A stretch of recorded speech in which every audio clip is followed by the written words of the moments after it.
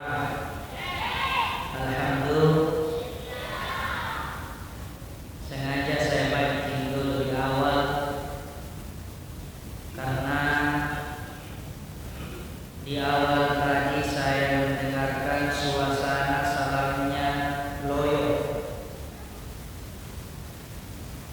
Dan kenapa saya tidak ulang, nanti di akhir diulang.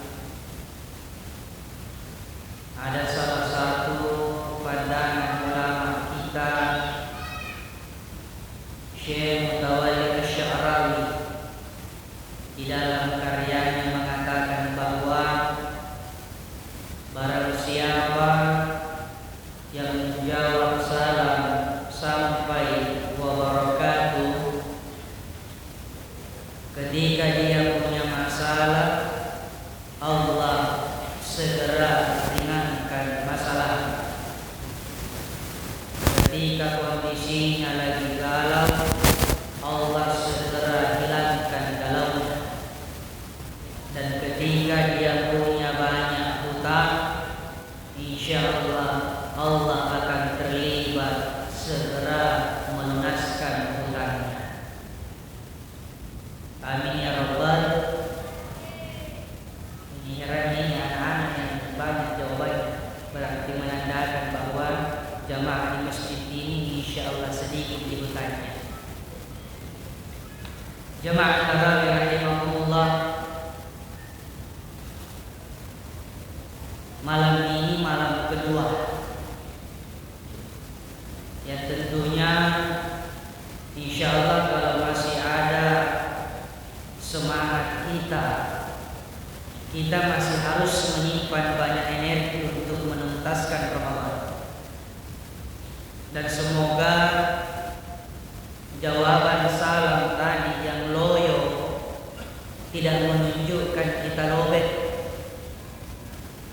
Justru sejatinya kita yang menghidupkan Ramadan itu harus gaspol.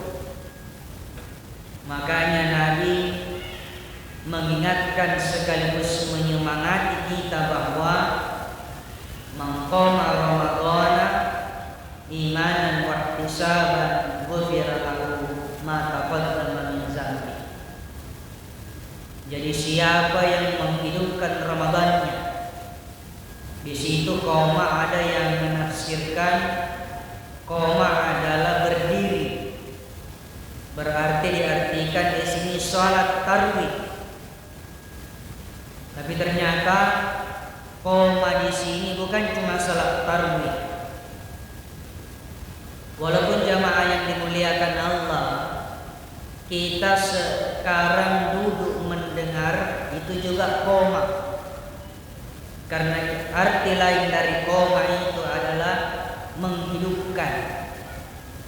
Jadi barang siapa yang menghidupkan Ramadannya, semangat menghidupkan Ramadannya, lalu bagaimana dia berusaha menjadi pribadi yang lebih baik daripada Ramadan sebelumnya, istiqomah, taat, bersungguh-sungguh, lalu dia mohon ampun kepada Allah, yakin dan percaya jamaah yang berbahagia, ghufira lahu ma taqaddama min dzambi. Allah akan ampuni dosa kita yang telah. Jamaah yang dimuliakan Allah, ayo mari kita semangat. Semangat yang dimaksud di sini adalah kita hidupkan Ramadan dengan berbagai cara. Terutama kita harus tuntas di persoalan fikih. Fikih itu mengenai aturan hukum yang tidak menutup kemungkinan di antara kita ini sudah selesai persoalan fikihnya. Apalagi misalnya kalau dimulai yang mana sebenarnya syaratnya orang yang wajib berpuasa. Orang yang diwajibkan puasa itu hanya 4 hal. Yang pertama al-Islam. Dan alhamdulillah Islam jadi toh. Alhamdulillah Semoga tidak Islam KTP seperti di film-film. Tapi saya yakin tidak Islam KTP. Kenapa bisa? Itu Islam KTP kalau waktunya salat tarawih tidak mau salat tarawih, waktunya salat tidak mau salat, waktunya ceramah tidak mau dengar ceramah. Alhamdulillah kita yang ada di tempat ini betul-betul membuktikan keislaman kita. Yang kedua adalah balik. Balik itu kalau anak laki-laki sudah mimpi. Kalau perempuan boleh mimpi, boleh juga tanda-tanda di tubuhnya. Insya Allah kalau sudah lewati fase itu, maka yang kedua sudah memiliki tanda-tanda kita memang diwajibkan berpuasa. Yang ketiga al-aqlu, berakal. Jadi kalau ada orang robek-robek bajunya, compang-camping pakaiannya, siang hari kemudian duduk di pinggir jalan lalu makan-makan, alias mungkin dia orgil, ya, itu tidak boleh atau dia tidak diwajibkan untuk puasa. Dan yang keempat adalah orang yang sehat, bukan orang yang sakit. Yang dimaksud di sini sakit adalah ada larangan dokter, ada keterangan dokter bahwa dia sakit kalau berpuasa. Maka kondisi seperti itu maka dia tidak boleh puasa. Tapi selama dia sihah wal afiyah, insyaallah maka keempat kategori tersebut maka orang itu wajib dia puasa mulai setelah diumumkan oleh Kementerian Agama sampai insyaallah 29 atau 30 hari ketika kita hitung sampai 1 bulan. Jemaah yang dimuliakan Allah. Lalu terkadang juga kita mengatakan bahwa hal-hal yang membatalkan puasa itu hanya memasukkan sesuatu ke dalam lubang, baik 5 lubang yang ada di tubuh kita dan terkhusus pada lubang tenggorokan. Betul. Tetapi jamaah yang dimuliakan Allah, hati-hati juga dengan sesuatu yang makruh pada saat kita puasa. Karena banyak orang puasa dia anggap enteng itu hal-hal yang makruh. Ya. Dia anggap enteng hal-hal yang ya dia mungkin katakan biasa gini, tidak bakal di puasaku. Apa contohnya? Orang yang puasa tetapi melakukan hal-hal makruh, mendekati haram. Yang pertama adalah tidur mulai sudah sahur sampai menjelang berbuka. Makanya hati-hati yang punya dalil. Ini bukan hadis. Apa dalilnya? Dalilnya biasa diangkat itu adalah naumus shaim ibadah. Ini bukan hadis jamaah yang dimuliakan Allah. Ya, jadi tidurnya orang puasa itu ibadah. Ini sebenarnya motivasi. Tapi kalau kita pakai logika terbalik, jangankan tidur, mohon maaf. Kalau kita tidur dapat pahala karena apa?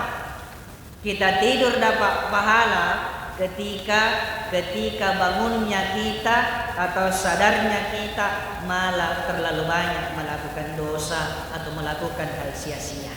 Jadi kalau melakukan dosa, melakukan hal sia-sia, ya mending sebenarnya tidur. Tapi tidur apa yang dimaksud?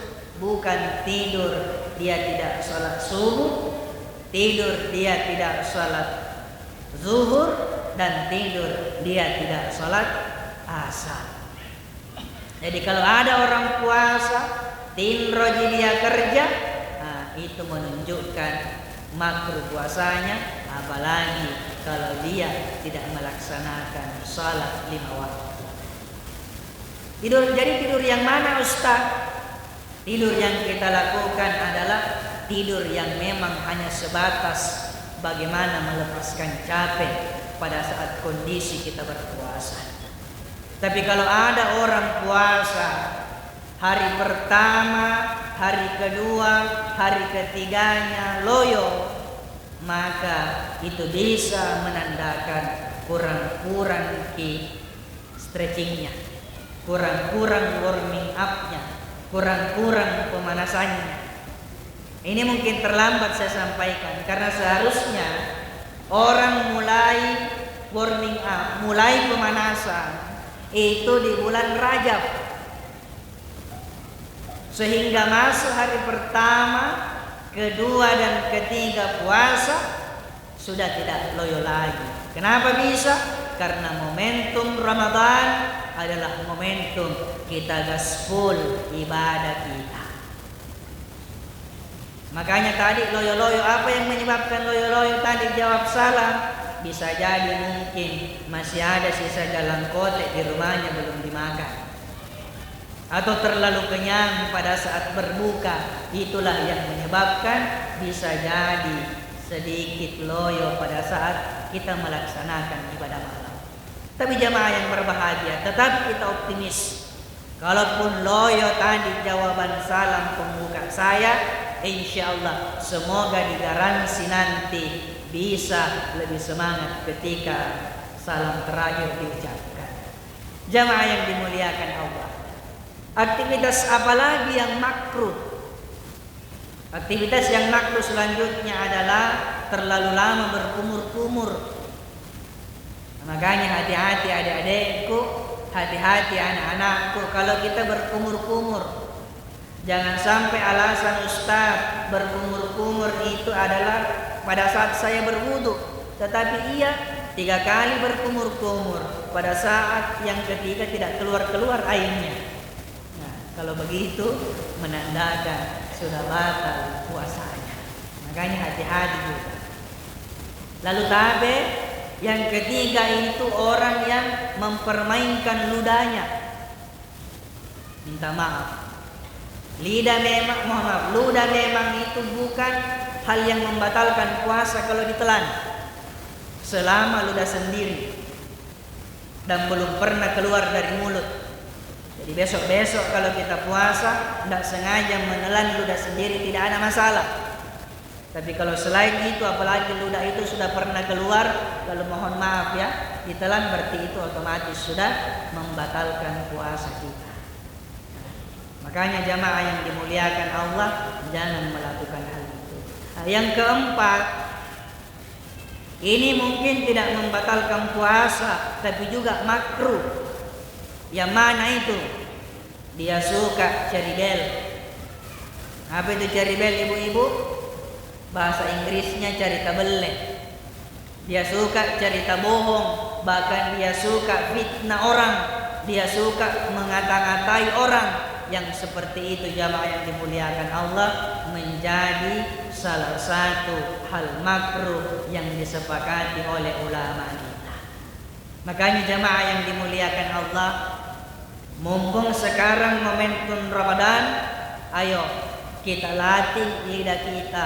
Wa qulu qawlan layyinan wa qulu qawlan karima wa qulu qawlan sadida wa qulu qawlan sadiqa.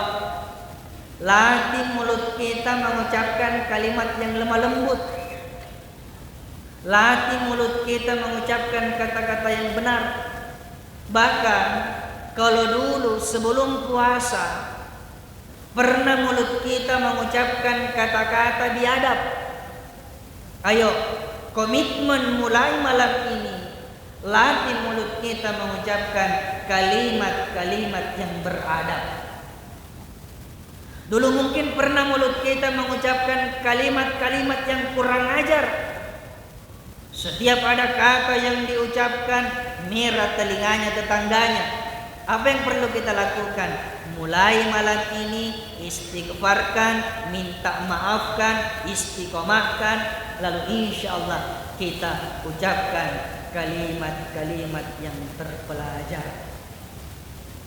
Pernah mungkin lisan kita marah-marah, gampang sekali marah.